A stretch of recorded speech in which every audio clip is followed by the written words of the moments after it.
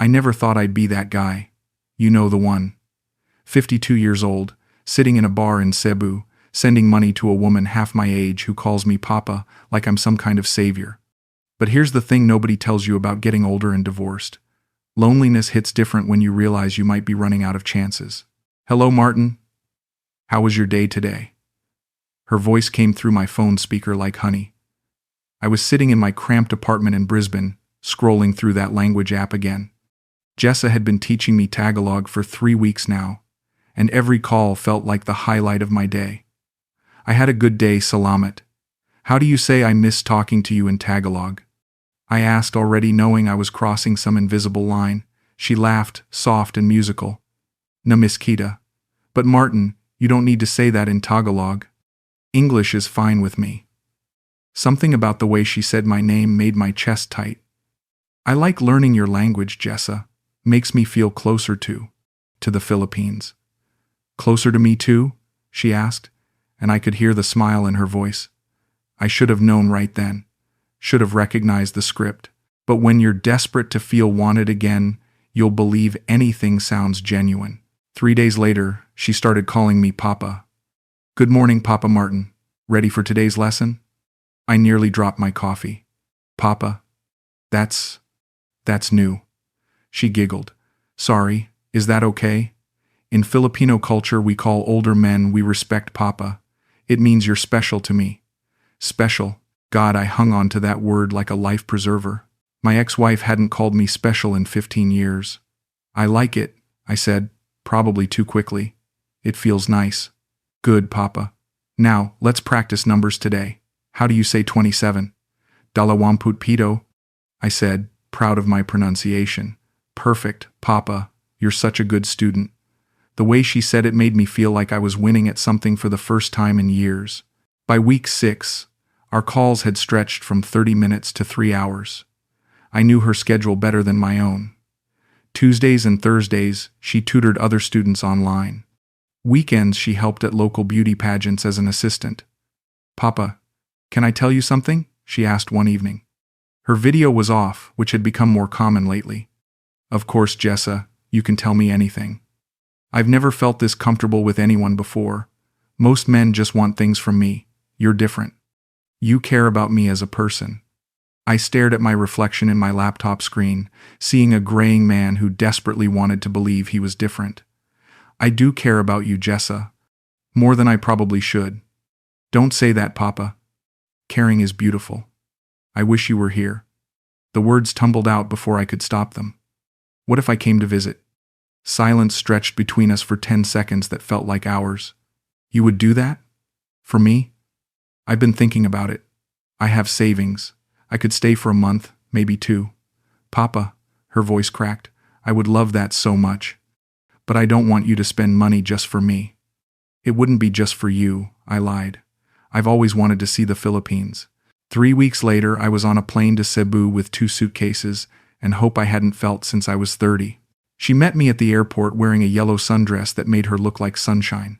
I spotted her immediately in the crowd, holding a sign with my name written in careful English letters. Papa Martin. She ran toward me, and for a moment I forgot about my bad knee and my gray hair and the 25 years between us. She hugged me like I was coming home from war. You're really here, she whispered against my shoulder. I'm really here, I said, breathing in her shampoo. It smelled like coconut and promises I wanted to keep. The first week was perfect. Too perfect, if I'm being honest now. She took me to beaches where the water was so blue it looked fake. We ate at local restaurants where she translated everything and laughed when I mispronounced the dishes. She held my hand walking through Colon Street like we belonged together.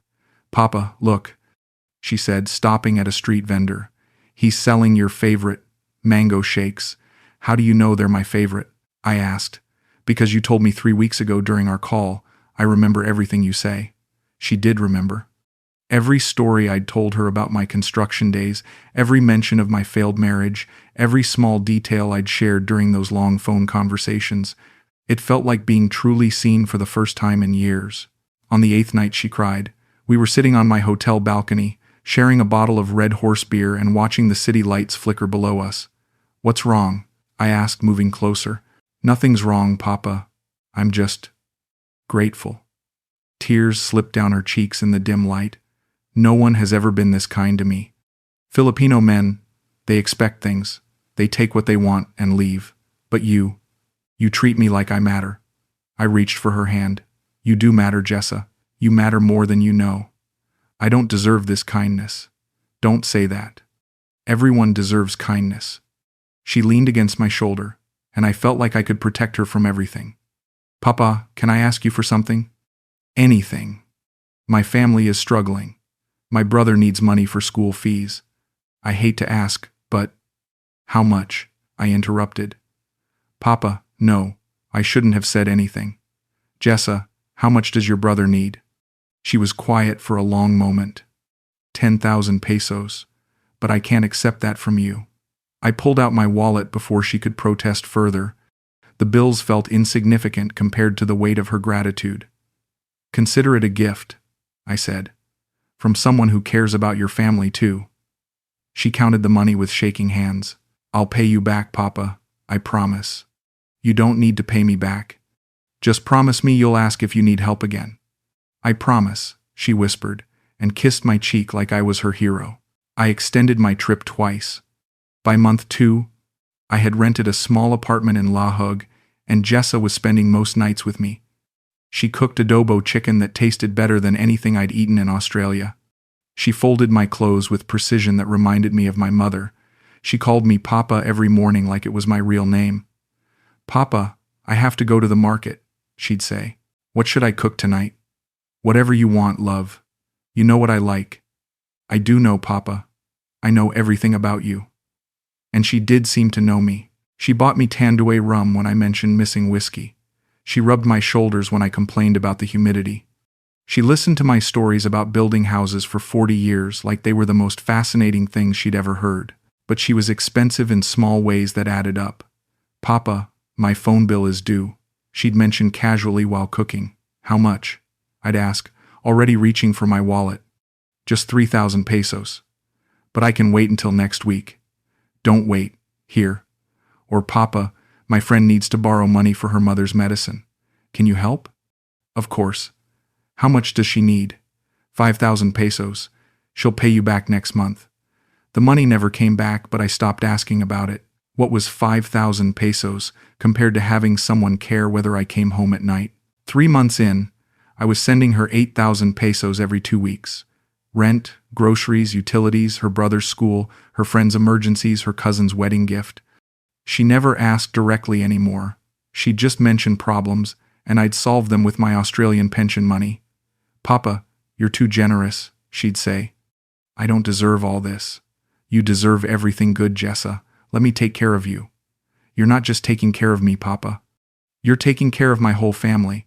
We all love you for that. Family. The word hit me right where I was most vulnerable. I hadn't been part of a family in 3 years, but there were things that didn't add up, patterns I ignored because acknowledging them would have meant admitting I was being played. Every Sunday morning, she'd leave early. I have to visit my tita, she'd say.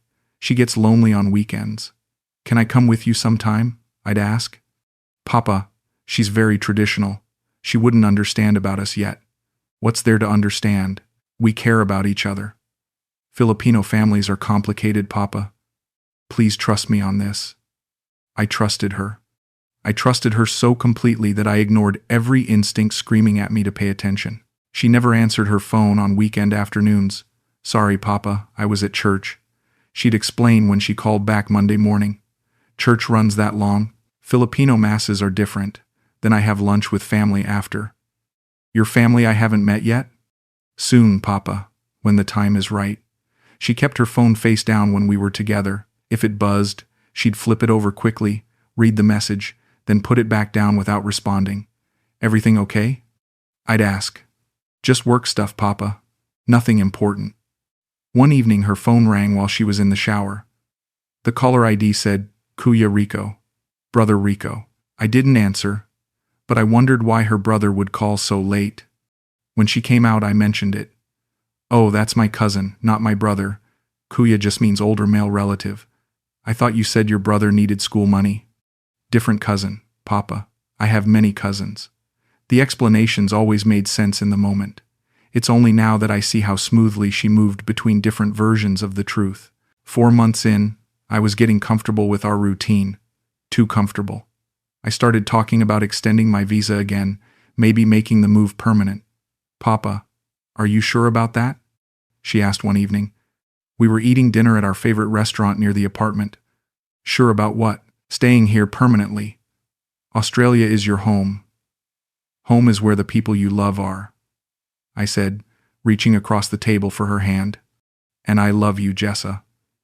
She squeezed my fingers but didn't say it back. "Papa, love is complicated. It doesn't have to be. It is when you're from different worlds. We're not from different worlds.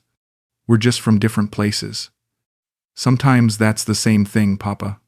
I should have pushed harder on that conversation, should have asked what she meant, should have noticed that she never said she loved me back, no matter how many times I said it to her. The cracks started showing in month 5.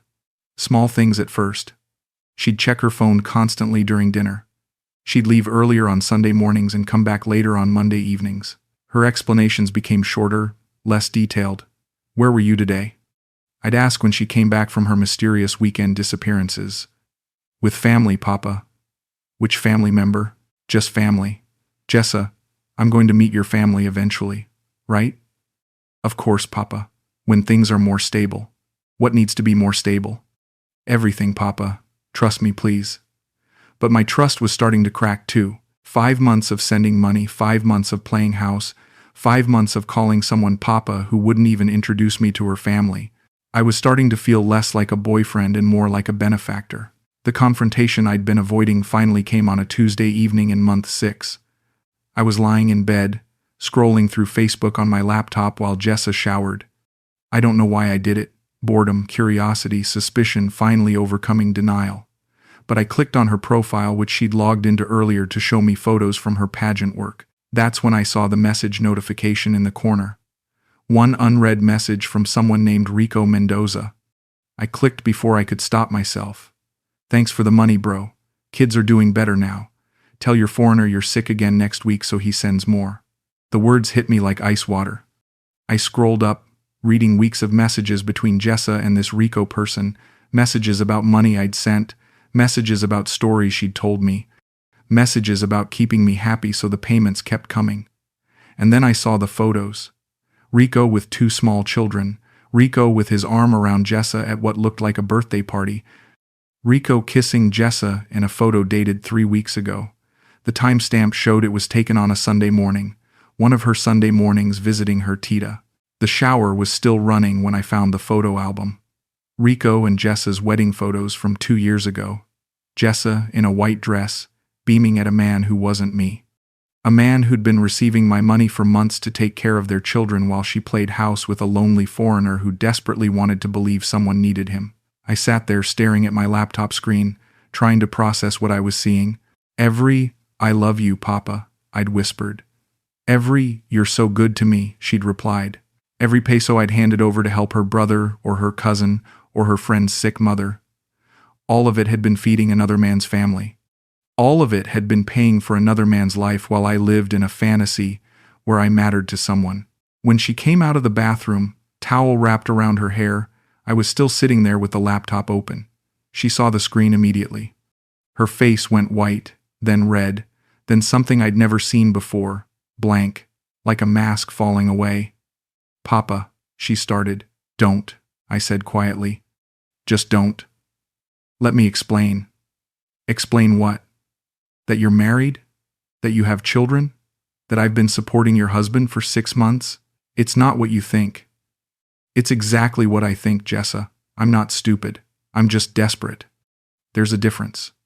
She sat on the edge of the bed, still in her towel, looking smaller than I'd ever seen her. "Papa, you don't understand Filipino culture. Don't you dare blame this on culture. I never lied to you about loving you. You never said you loved me at all. I showed you. You showed me what I paid for." The words hung in the air between us like a death sentence. She started crying then.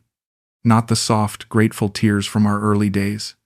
Hard, ugly sobs that shook her whole body. "I never wanted to hurt you, Papa. But you did hurt me. Every day for 6 months, you hurt me. You were lonely. I helped with that. You used that. There's a difference. What about Rico? I asked, though I already knew. Rico is my husband. And the children? Our children. Mia is 5. Carlos is 3. How long have you been married? 4 years next month. Jesus, Jessa, 4 years. Papa, please understand. Rico lost his job during COVID. We had no money. I started tutoring online to help foreigners, and they would sometimes send extra money. You're not the first. Of course I wasn't the first. Of course there had been other lonely men sending money to a beautiful woman who called them Papa and made them feel special. How many others? Does it matter? It matters to me. 2 others before you. Both married now to Filipinas. Both happy. Both played just like me. Both helped, just like you. I'm not helping, Jessa. I'm being used. You got something too, Papa. You weren't lonely anymore. I was paying for company. You were paying for companionship. That's different. No, it's not different. It's just more expensive. She dressed quickly while I sat there trying to figure out what came next. Do you confront someone when you've already lost? Do you demand truth when you've been living in lies for months? Are you going to tell Rico you got caught? I asked. I don't know. Are you going to keep taking money from the other men? I don't know, Papa. Stop calling me Papa. What should I call you? Nothing. Don't call me anything anymore. She grabbed her purse and headed for the door, then stopped. For what it's worth, Martin, I did care about you. Just not enough to be honest with me. Not enough to risk my family's survival for your feelings. At least that's honest. I tried to be gentle about it. There's no gentle way to lie to someone for 6 months, Jessa. There's no gentle way to be that lonely either, Martin. She left, and I sat alone in the apartment we'd shared, surrounded by evidence of a life that had never been real. I didn't hear from her for 3 days. 3 days of staring at my phone, wondering if she'd call to explain or apologize or ask for more money. On the 4th day, she texted, Papa, I'm sorry things ended this way. You're a good man. You deserve better than what I could give you. I typed and deleted a dozen responses. I loved you. Delete. I trusted you. Delete. How could you do this to me? Delete. Finally, I wrote back. Why, Papa? Why did you call me that? She responded an hour later. Because you took care of me like a father takes care of his daughter. That's what Papa means. Someone who provides and protects without expecting anything impossible in return. I expected honesty. That would have been impossible, Martin. You needed me to be available. I needed you to be generous. Honesty would have ruined that for both of us. So you chose to lie.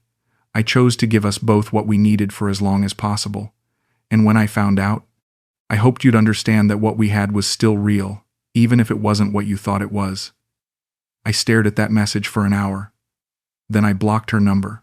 But I couldn't let it go. For 2 weeks, I replayed every conversation, every moment, every sign I'd missed or ignored. I created a mental inventory of every peso I'd sent, probably close to 200,000 pesos over 6 months.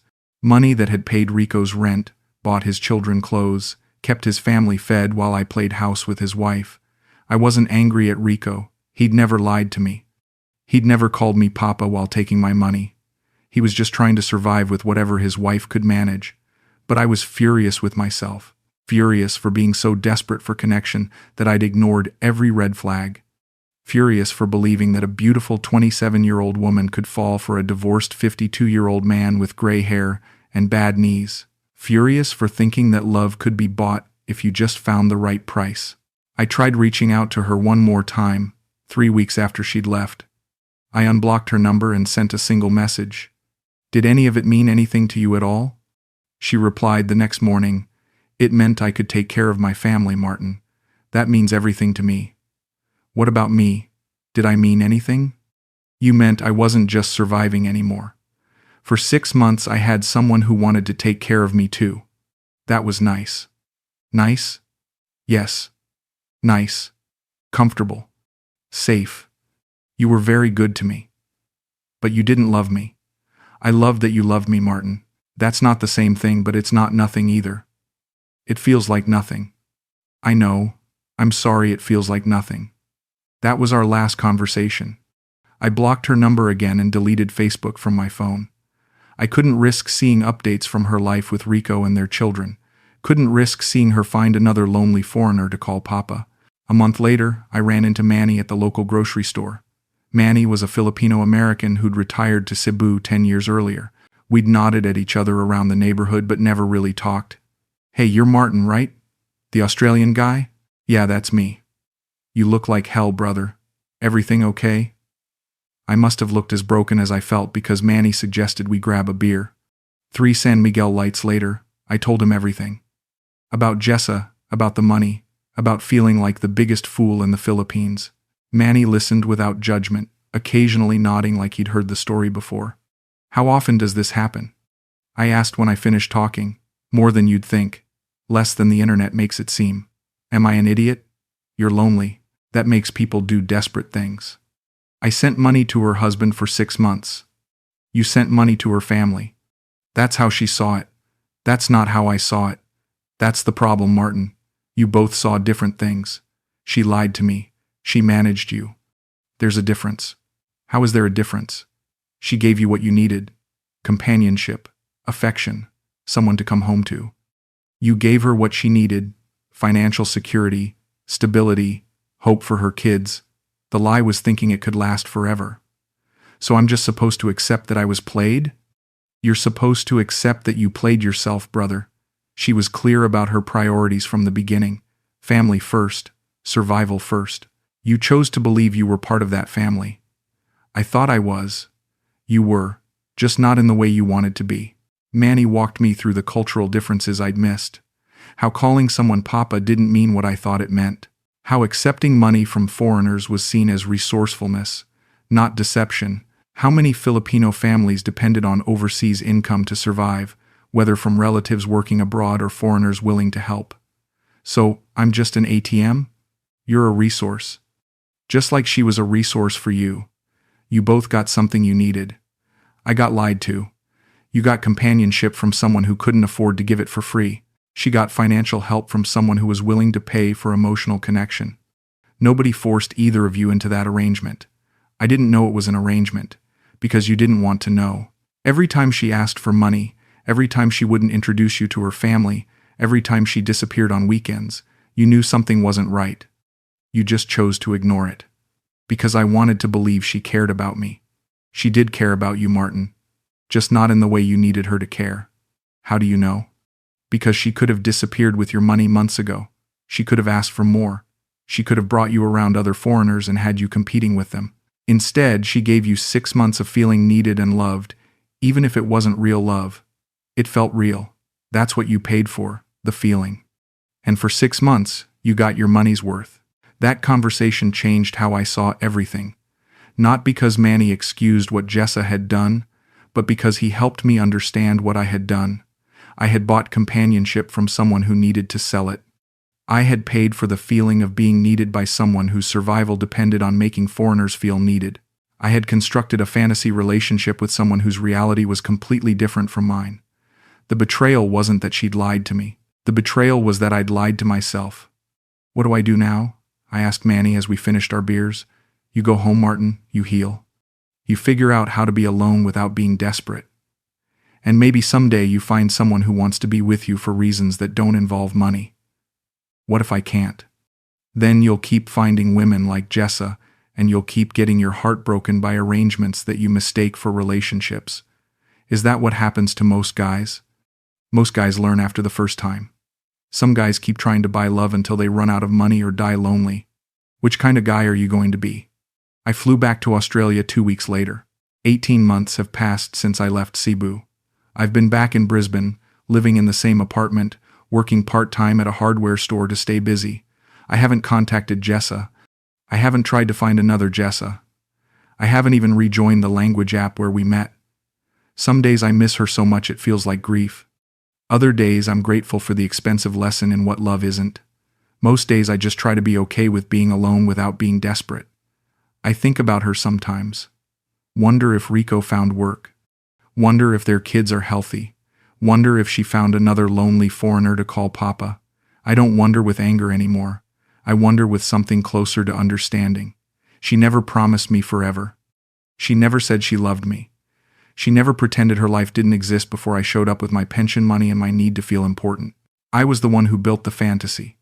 I was the one who chose to believe that calling someone Papa meant being irreplaceable instead of just useful.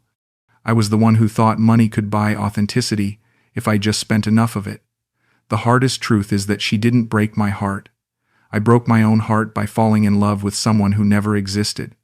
The real Jessa was a married mother of two, doing whatever she could to survive in a country where opportunities are limited and foreign money is sometimes the only thing standing between a family and poverty. The Jessa I loved was a character I created in my head, assembled from pieces of what she said and did, glued together with my own desperate need to be needed. When people ask me about the Philippines now, I tell them it's beautiful. The beaches really are that blue. The people really are that kind. The food really is that good. But I don't recommend it as a place to find love unless you're prepared to pay for it and unless you're honest about what you're buying. I'm 54 now. Older, maybe wiser, definitely more careful. I still get lonely. I still miss having someone to come home to. But I don't miss being Papa to someone who saw me as a solution to her problems rather than as a person worth loving for who I am. That's the difference between loneliness and desperation. Loneliness accepts what is. Desperation creates what isn't. I spent 6 months living in desperation, and it cost me more than money. It cost me the ability to trust my own judgment about what's real and what's wishful thinking. I'm still learning how to get that back. Some lessons you can't unlearn. Some mistakes you can't unmake. Some broken hearts teach you more about love than any successful relationship ever could. Jessa taught me that love without honesty is just expensive companionship. She taught me that calling someone Papa doesn't make you family. She taught me that needing someone too badly makes you blind to who they really are.